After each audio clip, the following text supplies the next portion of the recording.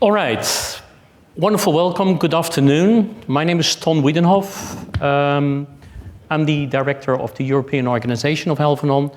And we're going to speak with this panel about DPC, digital product creation. And actually, it's the fashion biggest opportunity and challenge as well.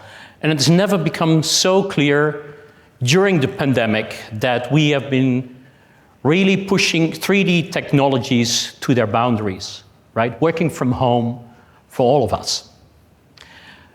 However, we do realize, and we did realize, that we have to implement technologies, invest, develop our assets, our libraries.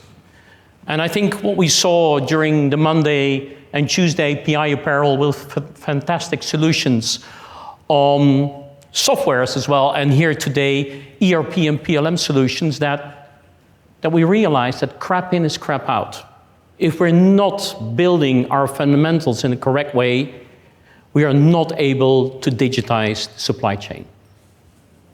So there's a lot of considerations there, and actually I'm very happy that today in this panel, we're not going to speak about Alvanon solutions, about body technologies and implementing fundamentals, meaning catering, developing as close as possible to your target population. But we're going to speak today, or this panel actually, not us, experienced panel guests from bespoke tailoring to examples of digital transformation and experience in the fashion industry, PVH, Calvin Klein, Tommy Hilfiger, sportswear by VF Company and Timberland, and as well B2C, as well solutions on e-commerce with one of the biggest, e-tailers and retailers, Zalando here. So I'm very happy that they're here and they're going to speak, but before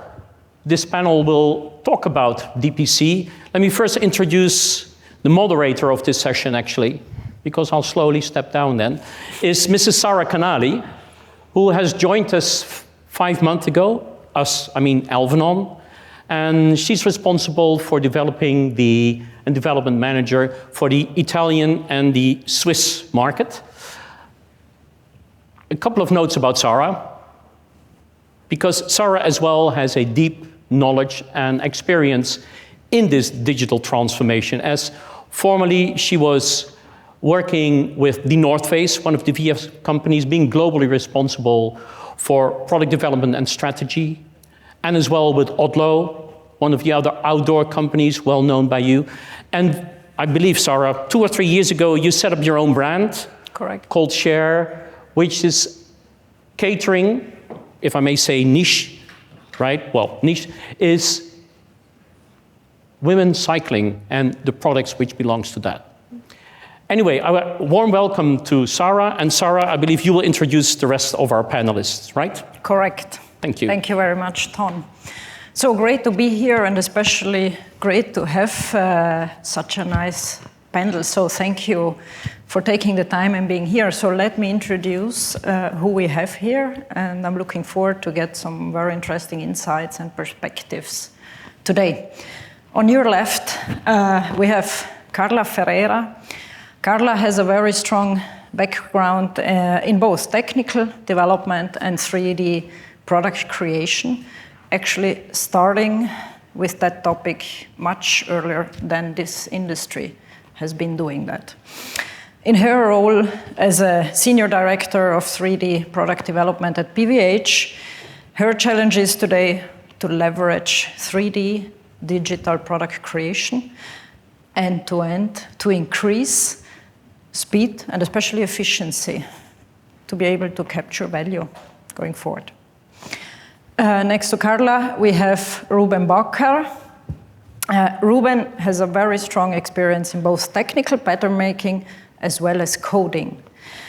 In his role as a CTO as Taylor Technology, which is a startup that he founded in 2017, Ruben aims to revolutionize the fashion industry, to move forward complete single item on-demand manufacturing for every type of garments, and this through the use of algorithms. In the middle, we have Dorothea Siano. Dorothea has been over 15 years in fashion design and pattern making, product development, and in her role as team lead for fashion product development at Zalando, she's responsible with a team of 10 people for apparel, lingerie, sports, and kids of Zalando's private labels.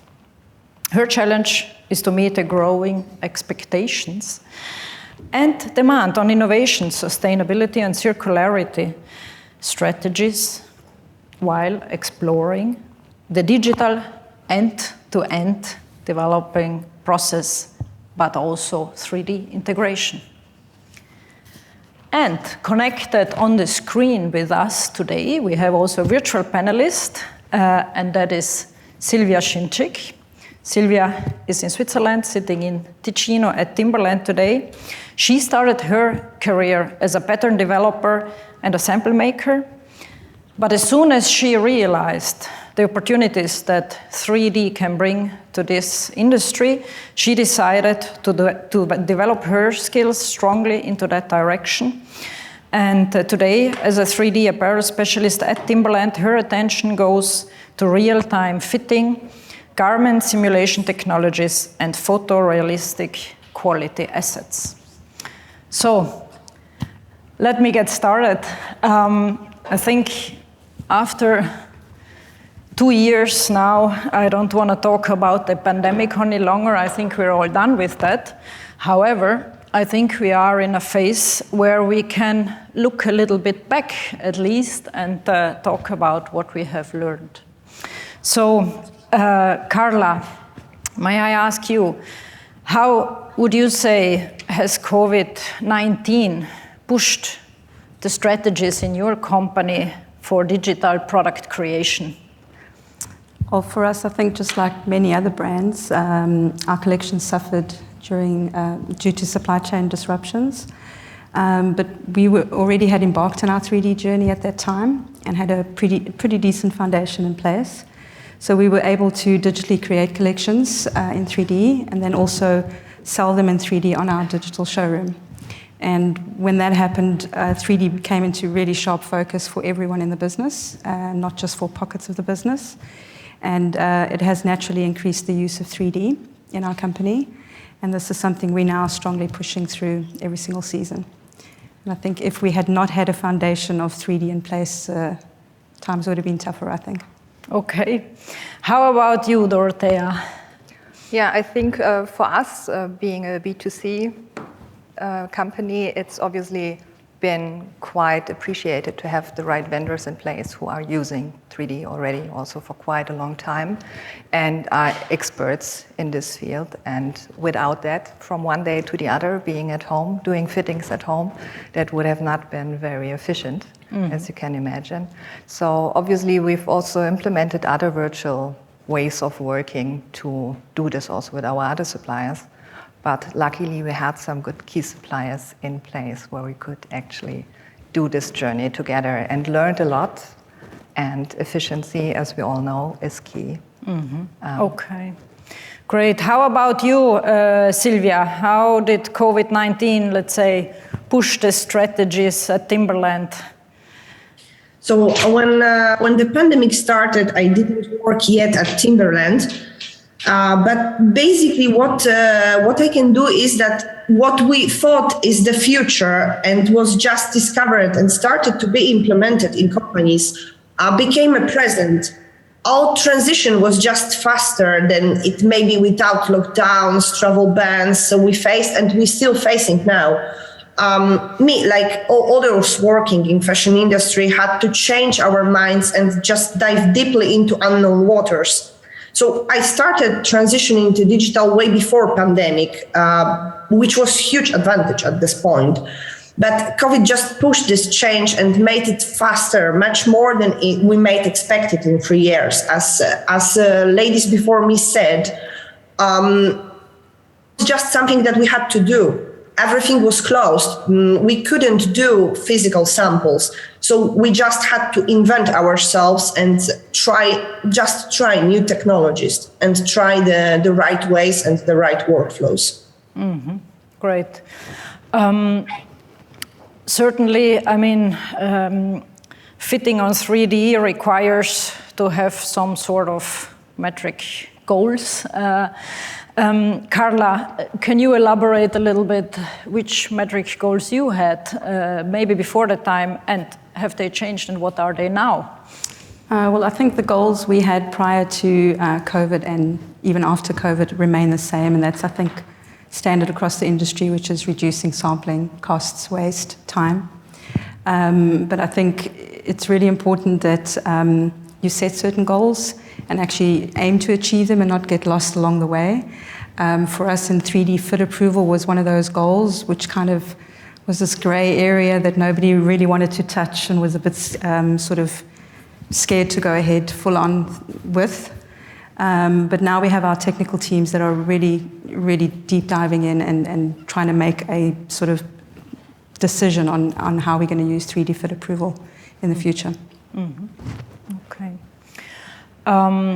Sylwia, there comes a question for you.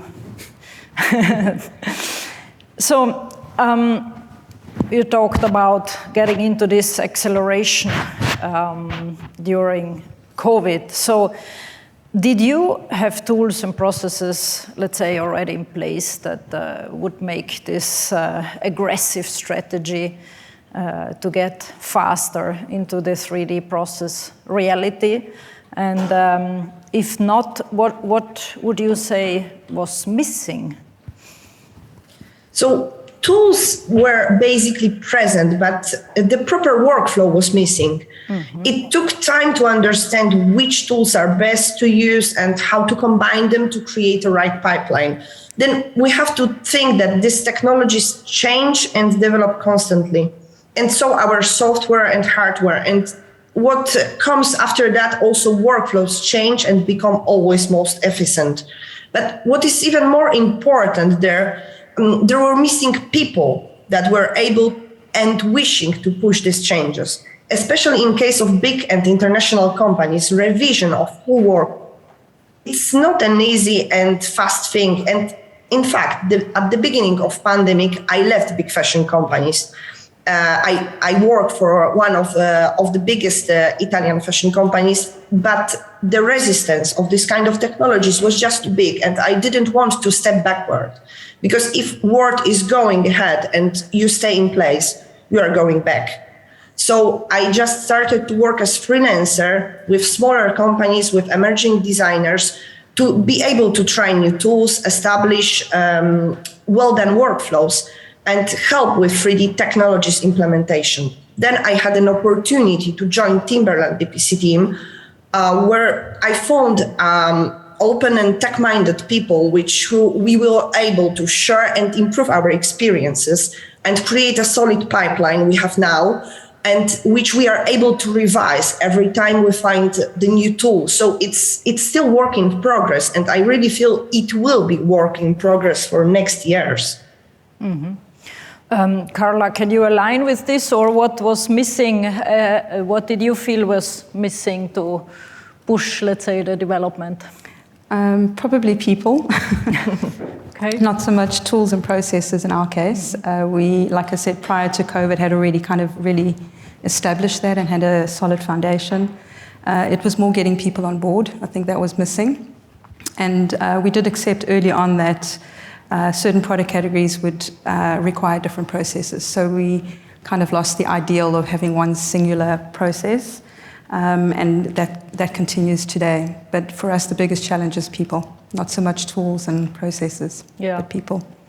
Yeah, I think this is a challenge we're really facing. So very important topic to elaborate going forward. Dorothea, you have vendors assisting you also in the process, I guess, also creating renderings or approving fits. So which kind of guardrails did you put in place, and how do you weigh the risk of, let's say, approving the fit in 3D? Well, as I think for most of us in the industry, it's very important to have set some standards, right? So, and with that we started, luckily, before we were hit by COVID, right? And that helped us quite a lot. So therefore, our suppliers, vendors know very well our standards. They have been able to apply this directly, also already into the 3D assets. And that was helping us a lot to rely really on what we see, and then even to come to the good cases of approving without even seeing a physical sample. And so in, let's say, low-risk areas, product categories where we've been going with the zero sample approach already. And on other categories where we all know, outerwear, etc., this will be a longer journey as we come there. But so far, I have to say, obviously, there's also a big piece of trust you need always to apply to your suppliers. So it's nothing you can just do from scratch, if especially you are not owning 3D in-house, basically. How did you experience that, Carla, working with the vendors in this process? Yeah, I think standards are key to ensuring that everybody kind of meets brand requirements and the expectations. But I think when you talk of standards, it's good practice perhaps to differentiate between digital standards and quality standards. So digital is all about, file naming and file types, resolution, material scanning requirements. And those usually don't really change much over time, so you can kind of set them in stone and move on. But quality is, I think, speaks more about the aesthetic that you prefer and the steps you need to take to get to that aesthetic. And it's also dependent on the skill level of the users. And this is something I think a lot of people forget. It's not about just writing a manual and saying, this is what you need to do, and out comes this beautiful 3D asset.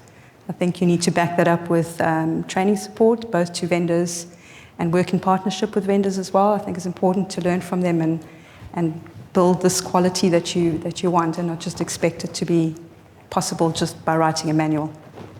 Yeah, great. Ruben. So I would be interested to know, when you fit in 3D, with your background also in pattern making, how do you calibrate your eye? How do you calibrate the people you are working with? Well, it's very difficult because I mostly do work in made to measure, and I work with very extreme bodies, and so when moving to 3D, it was very difficult to trust what we were seeing in 3D. And so what we did is we did a lot of correlation testing. So we see this on the screen, we see this in real life. And that is very important, because if you want to move away from physical fitting, then you need to be able to trust what you see on the screen. And one software is better than the other, or you might find that the simulation properties of the fabric need some work. So it's mainly about correlation for me. So finding that out.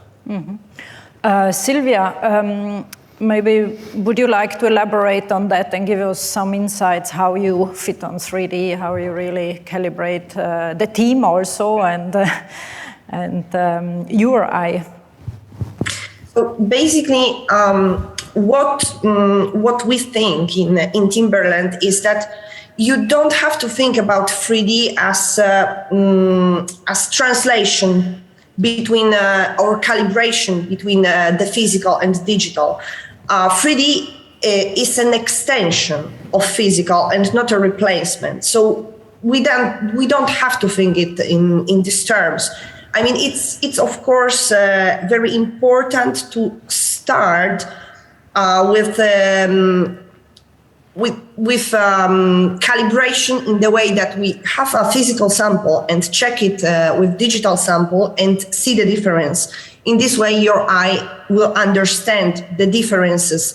But it's, how I can say that it's not like you have to think that it have to be used in the same way and it have to be used always as physical sample. We can, for example, do the real-time pattern changes during the fitting. Something that in terms of physical sample is quite difficult because it takes time.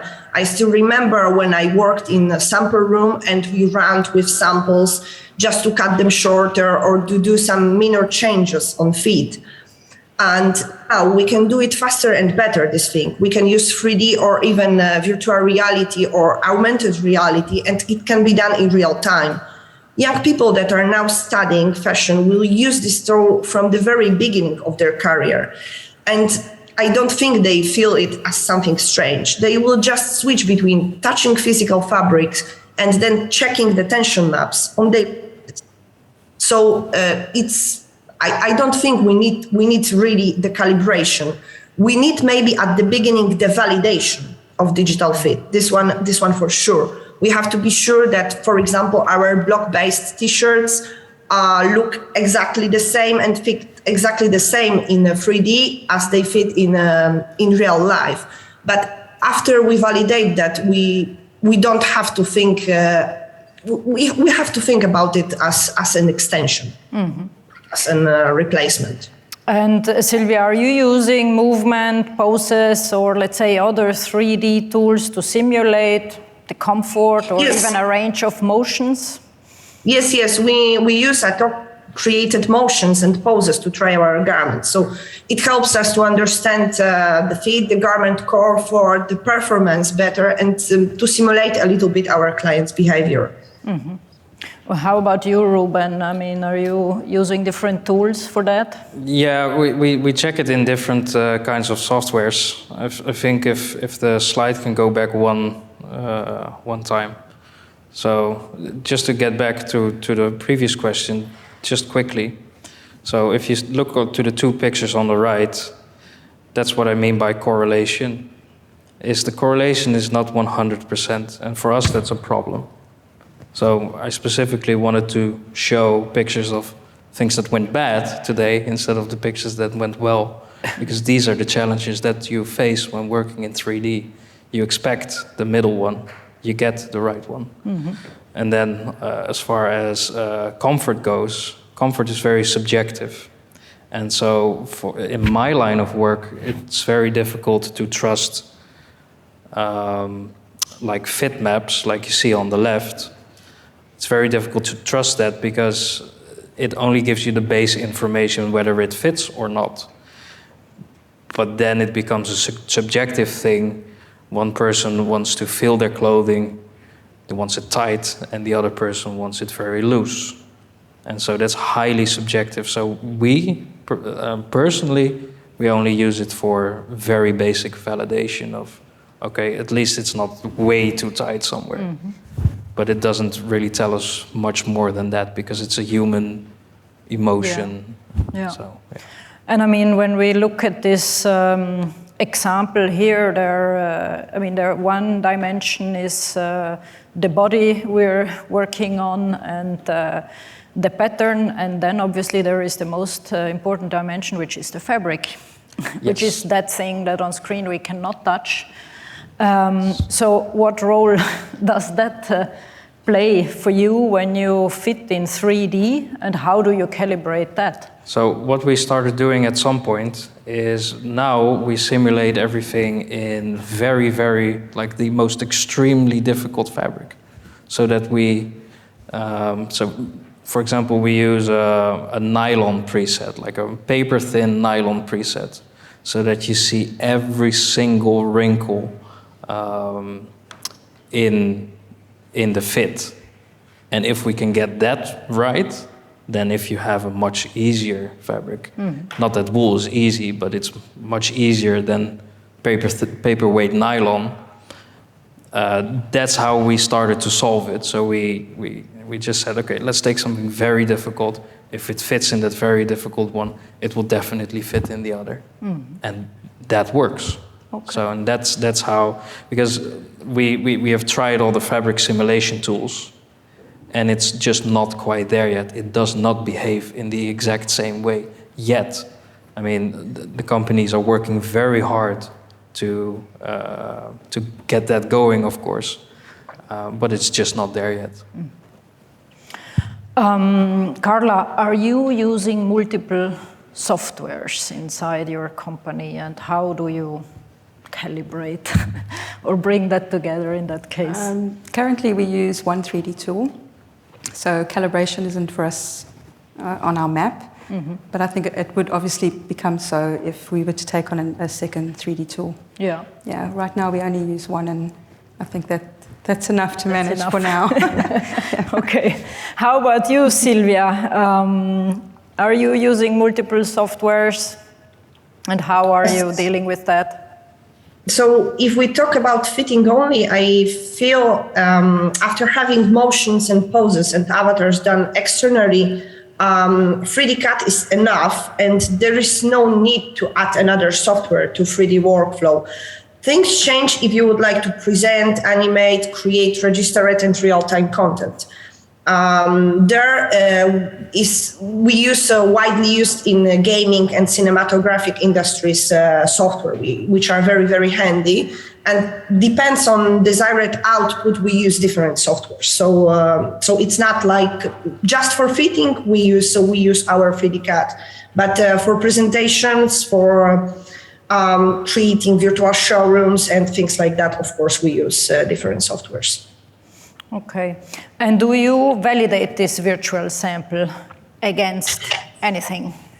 So basically, it's already validated because you export what you created in 3D CAD. So the simulation is already correct. What you change are textures, you change the light, you put them in the motion, but it's already validated in 3D CAD. Carla, how about you? How do you validate the 3D sample? Are you validating it against something? Well, we do validation once we've decided to add a certain fit into our 3D library.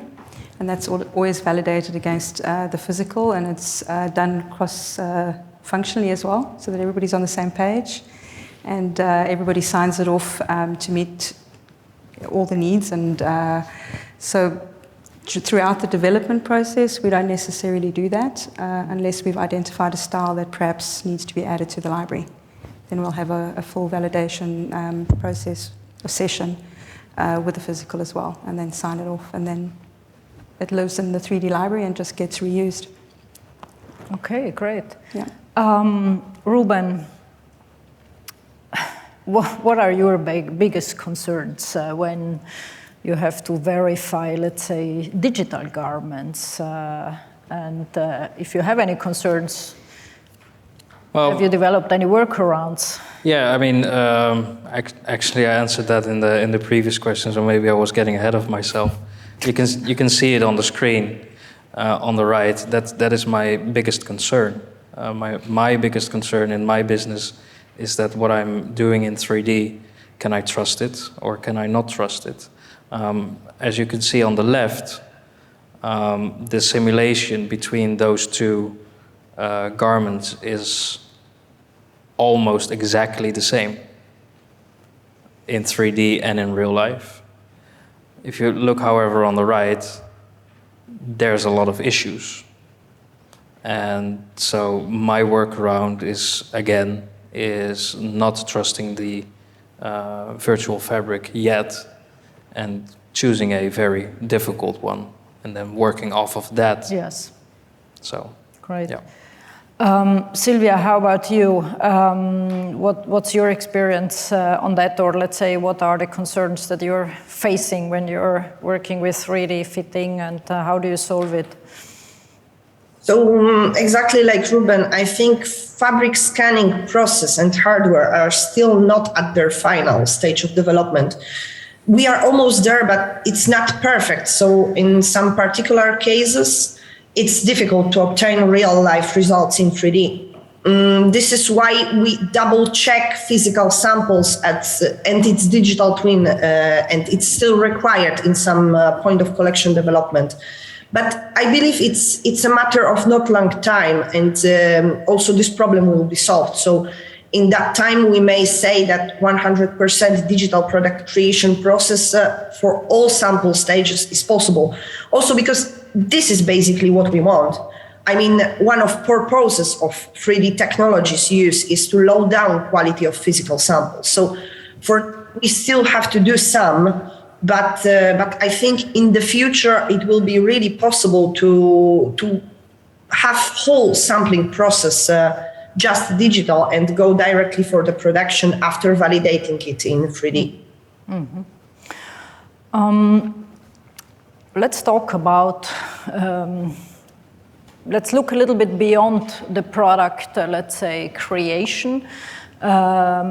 There are different needs digitally inside a company. There is the marketing department that needs something, then there is an e-commerce area where you need something, and then there is the design. So sometimes there might be a little bit of disconnect in what the expectations are of each area and each department. So Dorothea, how are you experiencing this? And are you using, for example, different avatars in different areas, or how do you, in this disconnect, connect? It's a nice bridge, let's say. Yeah, obviously, being an e-commerce company, you can understand that there will be different needs. And what we know and what we also do here is to collaborate really closely with our size and fit team, for example, who is also working recently on some pilots, how to bring this then to the customer. And obviously we have here also different needs. Yeah, we have the need to make also even then the customer comfortable with then virtual fitting potentially in the future. But then also we still want to sell the goods in the same way as we do it now, right? To have a nice image, to have a nice appeal to the customer that they are really attracted to it. And therefore, obviously, I can just foresee that in the future we will see that the needs will shift. We will have some data collected and we will see then how we can serve the customer here the best. And for marketing reasons, I think seeing that a lot is already moving into virtual environments, I think there can be really huge surprises coming in the near future, let's say, yeah. Okay. Carla, how about you? What's happening in your company? Are you using different avatars in different areas or according to the needs? Yeah, I think the needs for e-com and marketing are very different to what you need during the development phase. But we are it's starting to explore if we could have one avatar that could be leveraged end to end. And that could be an avatar that not necessarily your Alvanon fit dummy, but then move that onwards and build it out so that you actually meet the needs for e-com, and maybe adding hairstyles, skins, poses, animations, and then leverage that back down as well so that designers could also have access to those kinds of avatars and not just work with a sort of fit dummy or a basic avatar. Mm-hmm. So we kind of just taking some steps into that area. Yeah, I think this is an interesting field and a lot of things happening there, yeah, and a lot of tools popping up also. So I'm sure we will see a lot of developments in the next years here.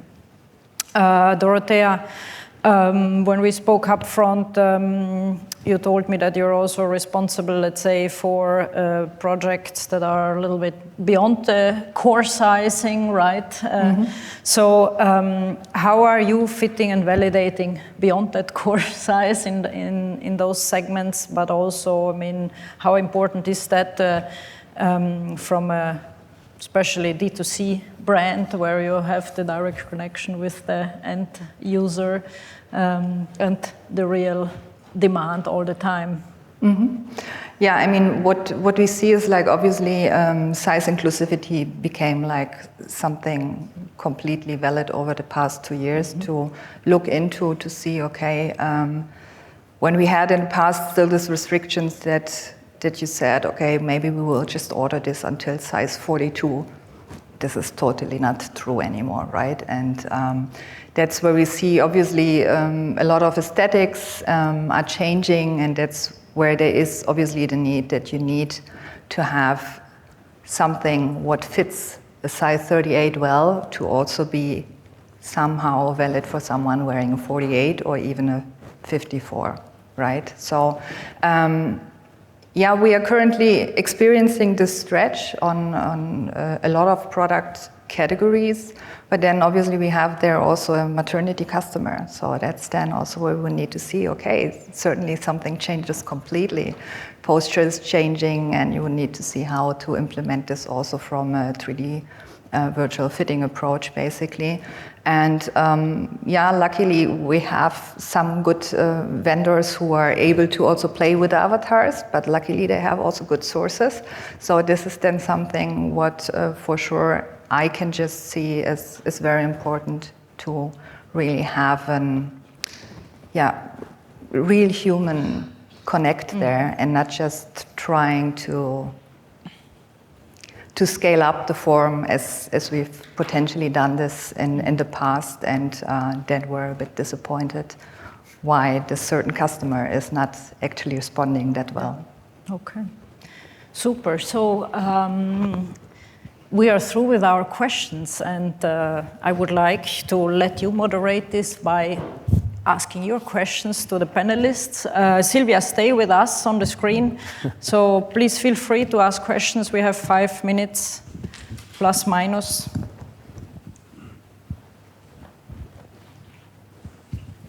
I see a hand over there.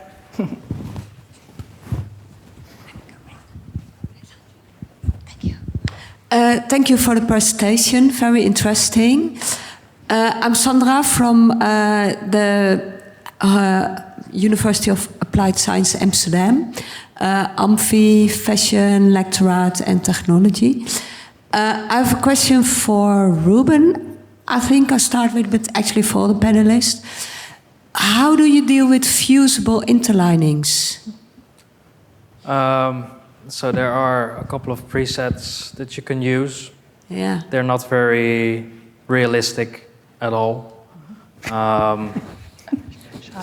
Yeah, but that's the reality. Some of this technology is so much in the first phase of development, and what I do try to do, for example, with a jacket, is I try to at least make an actual facing, and then sometimes even make an actual lining, and then use an interlining preset to sort of simulate what happens. But with a tailored jacket, if you know, a tailored jacket is made of many, many, many layers.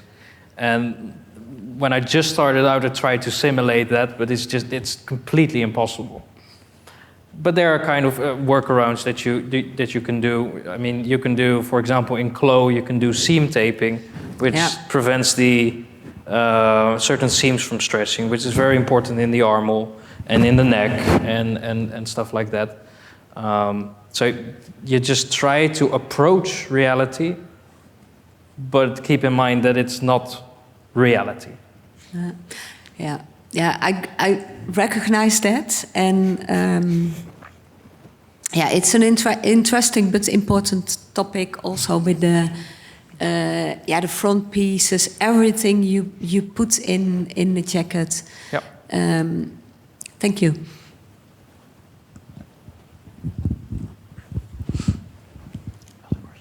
Yes. Hi, thank you. Firstly, thank you for the great presentation and conversation. I have a question for the panel. In terms of the role that leadership plays in fostering some of this progress in the space, I think even over the last couple of days, we spoke about creating space for exploration of some of this technology and its development. Would love to hear your thoughts on learnings, experiences in terms of how other stakeholders in the organization needs to support and how they can support the progress of this space. common Carla? pitfalls, etc. Yeah. Would you like to answer or? Well, Yeah. if I could For sure. plug my own organization in there. I'm starting a new chapter of the IECDE, which is the International Association of Clothing Designers and Executives. And with the IECDE, what we do is we for example, host a 3D summit. We have done three up until now, and they're getting more and more popular. And we are trying to be leaders in that regard, in pushing people towards accepting 3D and learning from one another. We have workshops and whatever else. And so members that join often join individually. Sometimes they join through their companies, but most of the times it's individually. And they learn themselves, and then they can be leaders in their own organization. Because it's all about acceptance. It's all very scary, 3D, when you start. Because you think, well, it's 3D, it cannot be real. So that's what we are trying to do. Carla, would Thank you. Yes, please. Yeah. You would like to have some more feedback Absolutely, from the other yeah. panelists? I think we have the time. Yeah, so I'm fortunate at PVH where sort of top leadership is really pushing for 3D. And then you kind of come down the levels and some people are interested, some are not.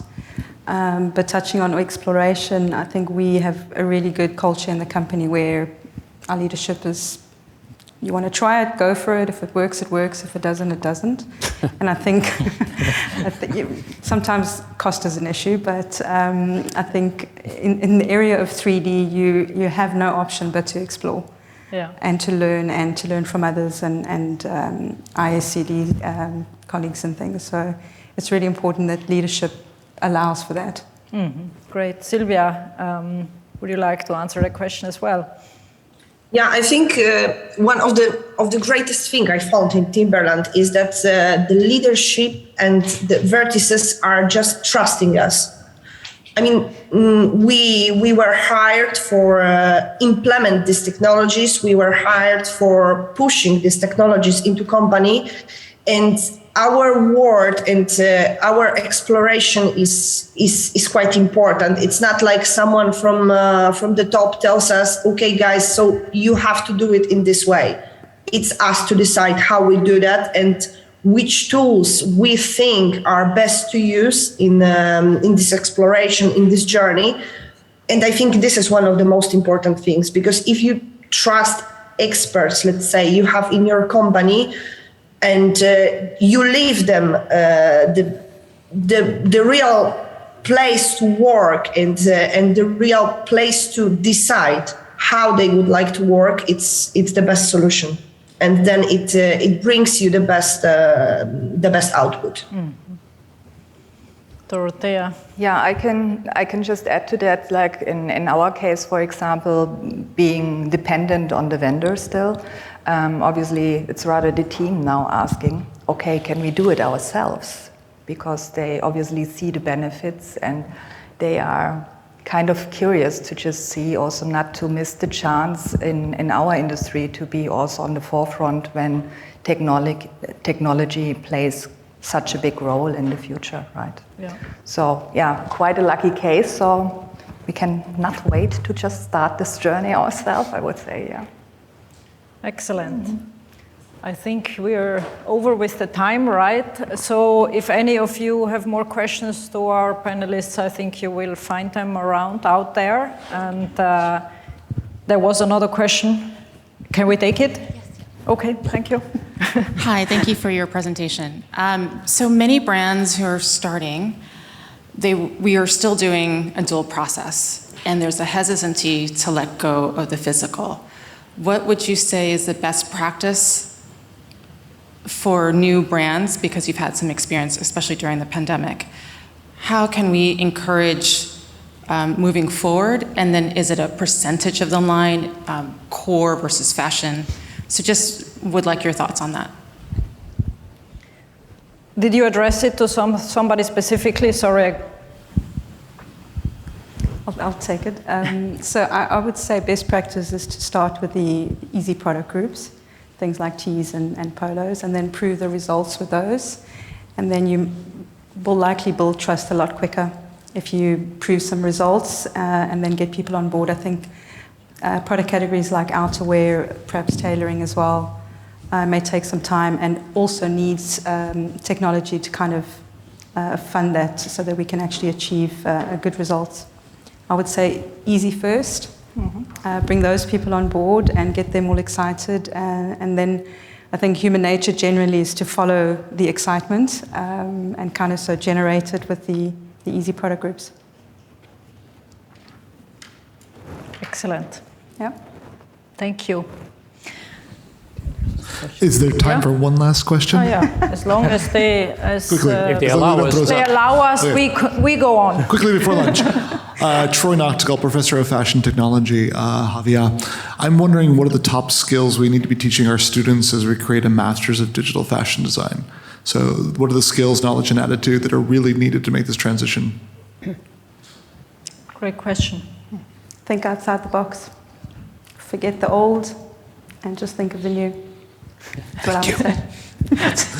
Simple. That's what I've been telling them. Simple, fast. Well, I think that if you're talking about students now, is what I think will happen in the fashion industry is that it will get more and more intertwined with the software industry.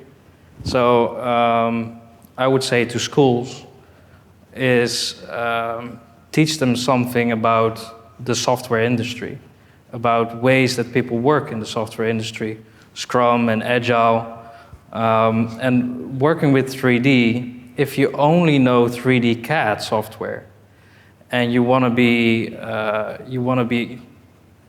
have a fruitful career in the future when you're just graduating, learn Blender, learn Maya, learn all those different keyshots, learn different tools. Because visualization will get more and more photorealistic. It saves a lot of money. And if students are able to work in these many different fields at the same time, and not just focused on 3D CAD or something, then they will be far and far more successful.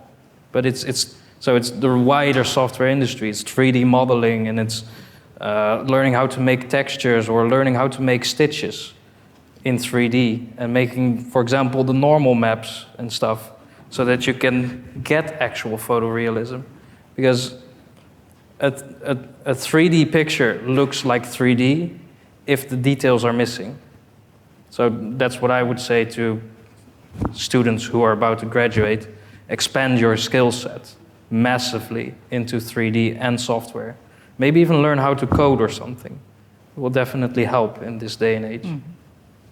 I think this is a very interesting question, Sylwia. You might have something to add as well, right? Yeah. In fact, because this is exactly what I am doing. I mean, I stepped out of 3D CAD and went to different softwares. I use Maya, I use Unreal Engine, I use Blender, I use a lot of different softwares just to try to find the workflow which is fastest and which is the best. And in fact, what is really needed in companies are people that don't stop on 3D CAD, because 3D CAD really doesn't show you how 3D world works. And you have to understand that to be able to create assets, later use it for virtual reality, for augmented reality, for real-time simulation. And let's say I have two nephews, which are 9 and 5 years old. They don't need eye calibration when they switch between playing in outside and then playing Wii or Oculus at home. For them, physical and digital both exist, and they are not one against other. And we need young students like that. The guys that don't think there are two different worlds. They are able to, with their knowledge and with what they improved in terms of software, hardware, also Python scripting, like Ruben said, it's important. They just are able to put them both together, and they don't divide them. We are starting the era of metaverse, so we need people that understand how 3D, how metaverse works to be able to push the companies in these places. Great. Thank you very much. I think there is a lot of food for thoughts here for education, for companies, and we're in the middle of a big evolution, I would say. So very interesting times ahead. So thank you very much. Thank you, Sylwia, for connecting and being here with us, and thank you for all your interesting questions. Thank you.